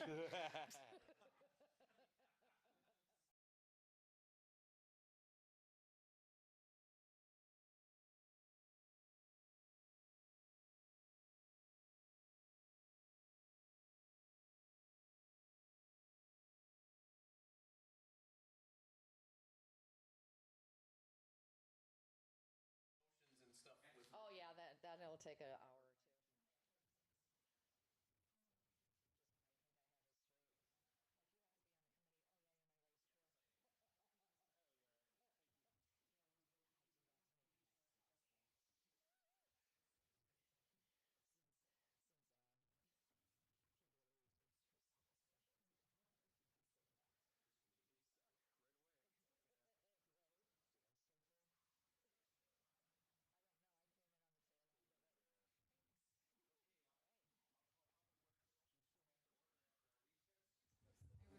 Go to item 46, ordinance 2024-0027, ordinance to amend police department regulations and consolidate laws on vehicle towing. And we were in recess because Alderman Weigel wanted to make some comments, and Yes. does that still hold true? Yes, it does. No, it doesn't. No, it doesn't. I've been doing some research on this, speaking to several people in the industry, our police chief. So historically, our towing contract had a line that said that the business must have a location in West Allis. And that might have made sense at one time. You think about the time when a lot of homes were one car homes. You know, if you wake up in the morning, your car's towed away because you parked on the wrong side of the street or snowstorm issues or whatever. And it was, you know, almost say a convenience, you know. But I think most people, whether you have a second car in your family, or we live in such a communicative society now, that if you needed a ride somewhere right now, you probably have 5 people you could call that could drive you to the tow lot instead of you having to hoof it. Or there's Uber, you know. So the transportation things have been really made much more easy. Or next month, you could take a Lime scooter over whenever we get that approved, right? We held that tonight. Oh, you did? I was looking forward to. Yeah, no, they're just working on details. Okay. And then the issue is that apparently we are very likely the only community that does this. And understand that having a towing company in our community doesn't mean they're our towing company. Most of these companies have contracts with multiple cities. And so you think the advantage of, well, if they're in West Allis, you know, when it snows, that they're closer here. Well, they have contracts to tow for, when it snows in West Allis, it snows in Greenfield, New Berlin, Franklin, where all these other municipalities. But this requirement of having a West Allis location meant, I believe, that only one company had been bidding on the contract, you know, so there was, because nobody else, whether they didn't want to bother to, or, you know. Now, I talking to the police, NS done a bang-up job for them. Apparently, they're very helpful to the police department and the fire department. Hopefully, you know, this kind of thing, and this is not an anti-NS issue. This is a pro-city issue that I think I never like it when you only have one bidder on a contract. You know, I don't know what we're gaining. I did talk to the police chief. He said that these aren't the hard numbers, but to his way of thinking, the one thing that we'd be missing out on is a short tow cycle time on, say, State Fair Week. Well, State Fair Week isn't terrible because we have State Fair in Greenfield and New Berlin don't, so that those 2 busy weekends. But the snowplow nights, okay? Well, and we've been wrestling with this plowing issue, and it is very important to get our cars towed. But the chief said in a conversation with me that he's, he said these aren't the actual numbers, but his thinking is that if they call in 50 cars doing a towing operation, only 5 end up getting towed, because by the time the tow truck would get there, the resident would already have moved the car, okay? So I don't know if we allow this new contract to have the vendor be outside the city.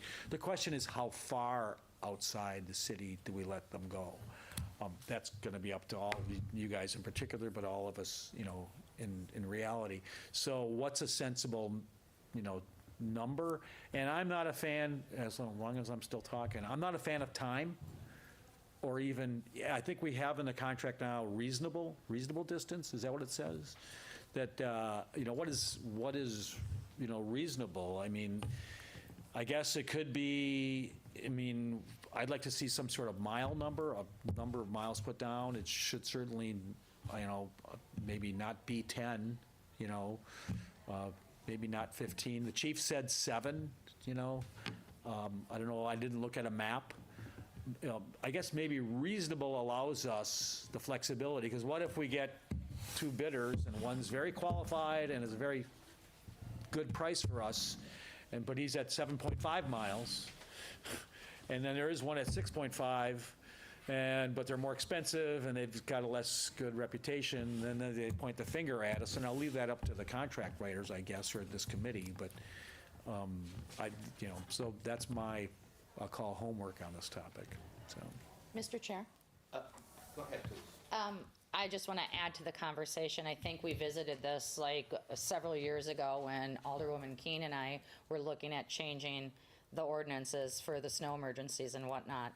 And upon my research, I had discovered, and thereafter that we didn't, when we put the RFP out, we only had, I think, 3 bids, if I'm correct, Rebecca, and 2 were distance-wise, although they had good reputation. What I had discovered and what was already signed off on is that NNS had an exclusive contract with us, not allowing us to have any other tow facilities within our city. And also, the fact that, as you said, Chief would say, okay, we may call 250 cars in and we're getting maybe 5 towed. It's not helping our DPW. It's not helping the problems that we're having in the city. I'm a big fan of opening up and having, even if it is a little bit of a distance, I think that's kind of the natural consequence of people when they are illegally parked, that they'll figure out how to get their vehicle, even if you're in a different municipality and you illegally parked, or you just need that. My concern with this, I don't have any concern with opening up the contract or having it a distance or having to have an actual tow lot here. What concerned me is probably more contractual stuff, and I don't think we're discussing that tonight, but only having 2 dedicated vehicles within that contract for snow.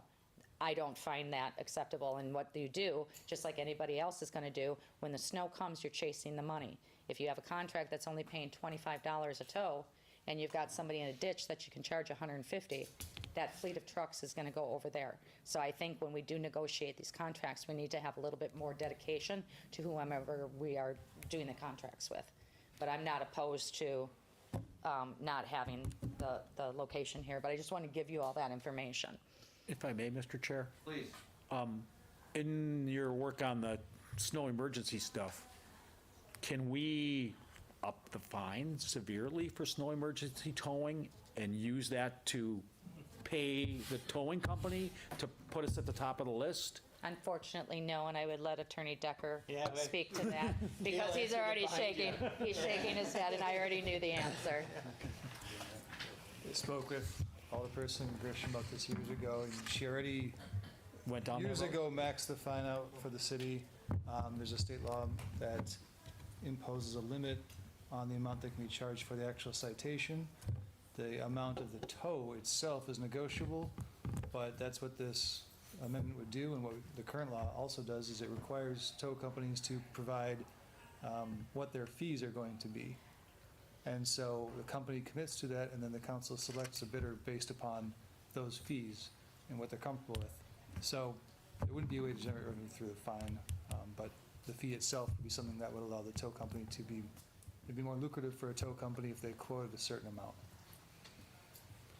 And within, if I may, and within that contract, could we say, we're gonna let you charge more for snow emergency tows?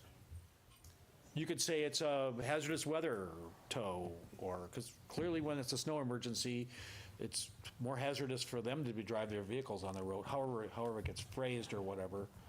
You know, Yes. I mean, I don't want to stick it in everybody's eyes, you know, for just a regular tow, you know, run-of-the-mill parking violation, you know, but I think, because we need those streets cleared in the wintertime.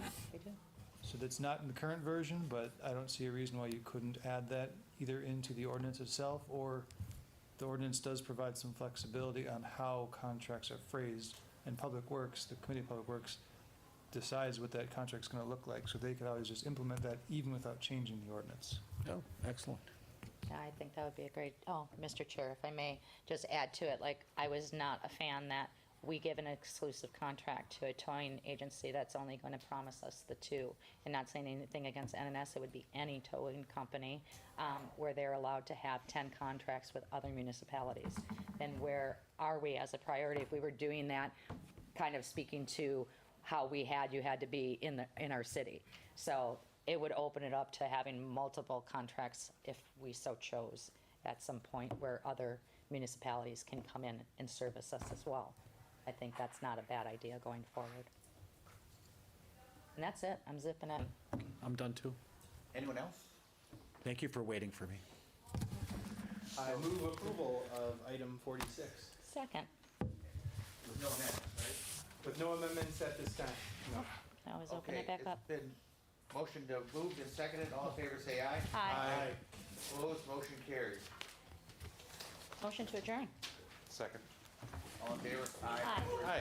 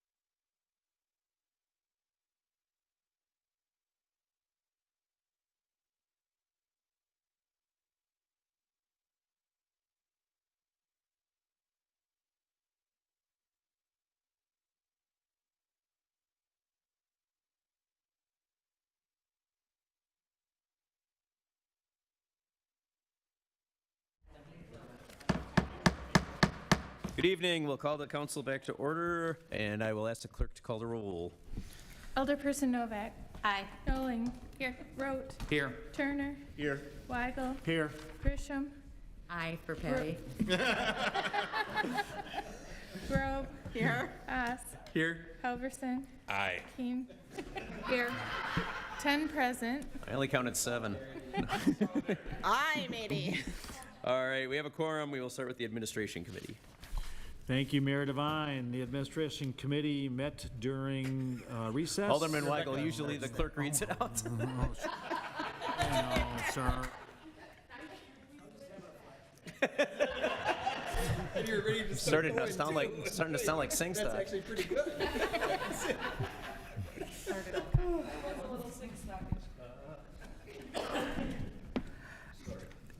Madam Clerk. The Administration Committee recommended granting item 4, adoption of item 37. I'm going to read 38 separately. Adoption of 39 through 41, placing on file 43. Approval of the settlement as recommended by the city attorney for items 44 and 45. Thank you. Mayor Devine, I move adoption of the committee report. Thank you, Alderman Weigel. Is there any discussion? If not, I will ask the clerk to call the roll. Alderperson Novak. Aye. Noling. Aye. Rote. Aye. Turner. Aye. Weigel. Aye. Grisham. Aye. Grobe. Aye. Haas. Aye. Halverson. Aye. Keen. 10 in favor, 0 opposed. Motion carries. Now we have item 38. Alderman Weigel, you want to move approval of item 38? Move approval of item number 38. Thank you. Any discussion? Hearing none, I will ask the clerk to call the roll. Alderperson Novak. Aye. Noling. Aye. Rote. No. Turner. Aye. Weigel. Aye. Grisham. Aye. Grobe. Aye. Haas. Aye. Halverson. Aye. Keen. Aye. 9 in favor, 1 opposed. Motion carries. Call the cops. Fireworks. Then move on to the Public Works Committee. The Public Works Committee recommended passage of items 46 and 47, hold item 48, and adoption of item 49. Mayor Devine, I move in accordance of the committee report. Thank you, Alderman Rote. Can I just ask if 48 was held because we had not heard back from Lime yet on the contract? Okay. If there's no discussion, I will ask the clerk to call the roll. Alderperson Novak. Aye. Noling. Aye. Rote. Aye. Turner. Aye. Weigel. Aye. Grisham. Aye. Grobe. Aye. Haas. Aye.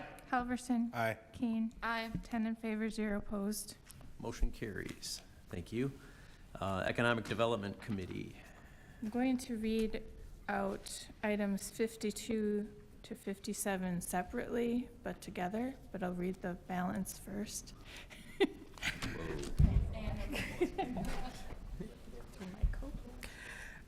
Economic Development Committee recommended passage of item 50, adoption of item 51, adoption of items 58 and 59, denial of item 60 based on the suitability of the location, hold item 61, approval of item 62, with a condition that it's just for the sidewalk. Sorry. I have a quick question. Was item 4 called out under the Administration Committee? Did I do it incorrectly? Yeah. Okay. I believe. Yes, 4. Okay. They recommended adoption of that. Okay. Perfect. Now I interrupted you. Did that complete the Yeah. the readout? Okay. Is there any discussion? Mr. Chair? Actually, can you move approval of that thus far? Alderwoman Keene. I move for approval of the committee report. Attorney Decker? Just to clarify, on item 62, the public sidewalk was excluded from the premises description. Right. Thank you. Okay, there was a motion on the balance of the report from Economic Development. Is there any discussion or any questions? Okay, hearing none, I will ask the clerk to call the roll. Alderperson Novak. Aye. Noling. Aye. Rote. Aye. Turner. Aye. Weigel. Aye. Grisham. Aye. Grobe. Aye. Haas. Aye. Halverson. Aye. Keen. Aye. 10 in favor, 0 opposed. Motion carries. Now, do we have any? 52 to 57. 52 to 57 is up. Okay. Do you want to move approval of that and then we'll discuss? I move for approval of 52 to 57. Thank you. Discussion? Questions? All right, I'll ask the clerk to call the roll. Alderperson Novak. Aye. Nowling. Aye. Rote. No. Turner. Aye. Weigel. Aye. Grisham. Aye. Grobe. Aye. Haas. Aye. Halverson. Aye. Keen. Aye. 9 in favor, 1 opposed. Motion carries. Thank you. That does conclude economic development, correct? Yes. Then we'll move on to public safety. I'm going to read out item 63 separately. For item 64, the committee recommended denial and their intent not to renew. Approval of item 65, denial based on non-appearance on the record. For 66, for 67, denial with a hearing for non-renewal, and granting of item 68 with the condition that there must be a driver with a valid driver's license in the truck at all times of operation. Excuse me. Mayor Devine, I move for approval of the Public Safety Committee report. Thank you. Is there any discussion? 63 was separate, is that correct? Mhm. Okay, so on 64 through 68, any discussion? Okay, hearing none, all in favor? Aye. Opposed? Ayes have it, motion carries. And then we have item 63. Mayor Devine, I move for approval for item 63. There's a motion to approve. Discussion? I'm assuming this was a split vote out of committee? 4 to 1. Okay. No discussion? The 4s are comfortable, the 1 is comfortable, and the other 5 are all right? Mayor Devine. Alderman Haas. Yeah, I'll provide a quick explanation. Thank you, that's what I'm hoping for. It's 4 to 1 in favor of approval. The gentleman has a condition of probation and parole, and there was a question of whether or not he was able to work with alcohol as part of his probation and parole. He provided into our record a letter from his probation and parole officer saying that the probation and parole officer has no problem whatsoever with the individual working with alcohol. Consequently, I would encourage the council to approve the item. Thank you. Mayor Any other Devine? discussion? Alderman Rote. And Bet you're the one. How did you tell? How could you tell? I did it based on record. There's 3 OWIs that the applicant has. Thank you. Any other discussion, questions? Mayor Devine? Alderman Weigel. The timing on the OWIs, I'm sorry, I didn't look at the record. Was there a recent one? There were 3 of them. There were 3 of them, but I don't know, I don't have it here in front of me. Mayor Devine, if I'm correct, and I would defer to Attorney Decker, I believe there are 2 on the record and 1 that has not been a conviction as of yet, if I am correct.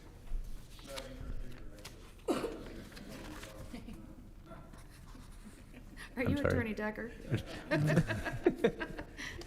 I'm like, Kale's mouth isn't moving. No, it's not. Who So dat? I'd bring that one back up. So, based on what I've got here, it would be one from 2014, one from 2020, and then one from 2024. And would I be safe to assume that the first 2 OWIs, he completed all the assigned, so we'll call it homework, the rehabilitation that court typically assigns, since he got a driver's license back? Correct. And yet, he still had a recent, at least, arrest? The DL status is revoked. Well. So, Okay. was there a demonstration of competent rehabilitation? At this point, it was not brought into consideration, from my understanding. I think it was just the matter of, like I said, the probation terms. So let me pull this So back that, up. so the conversation in committee just resolved around his, whether his probation officer was okay with him working in a bar? Yes and no. We discussed the OWI offenses, and per our analysis and notes, it seemed to be that he met the criteria. Is this a renewal? Oh, okay, it's a renewal. And this is not a new It's a license. renewal. It's a renewal, So he's got 2 convictions and 1 pending. correct. Thank you. Any other discussion?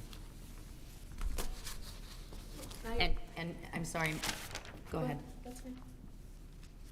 Mayor Go Devine. ahead, Alderperson Grisham. Just to note that, the first one was, I think, in '04 or '14, and we're in '24, so you have the 10-year period in between, and that's what was taken in consideration, as well as the competence evidence of rehabilitation. Mayor Per Devine. 125. Alderwoman Noling, did you have something? And Yeah, then so I have it pulled up. So even if you pull the 2014 one out, you still have a 2020 OWI, and then the most recent one from 2024 also has a failure to elude. Oh, sorry, okay. Okay, so the 2024 is not a conviction yet, correct? Okay, so we're just looking at 14 through 23. Okay, thank you, that was what I was seeking clarification on. Alderwoman Novak? I guess that was my clarification as well. Is the 2024 one something we can't take into consideration? But there's also still a 2020 and what was the other year on the other one? 14. 2014? Okay, thank you. And it's 1 year, I'm sorry, is this a 1 year or 2 year? License? Yes. 2. So in 2 years, we can not renew. If he gets convicted. Okay. All right. Any other discussion? I'll ask the clerk to call the roll. Novak, No. Noling, No. Rote, No. Turner. Weigel, Aye. Grisham, Aye. Grobe, Aye. Haas, Aye. Halverson, Aye. Keen. Aye. 6 in favor, 4 opposed. Motion carries. That concludes our business this evening, I believe. Mayor Devine, Alderman Haas. I move that we adjourn until our next regularly scheduled meeting. There's a motion, a second. All in favor? Opposed? We are adjourned. Thanks, everybody.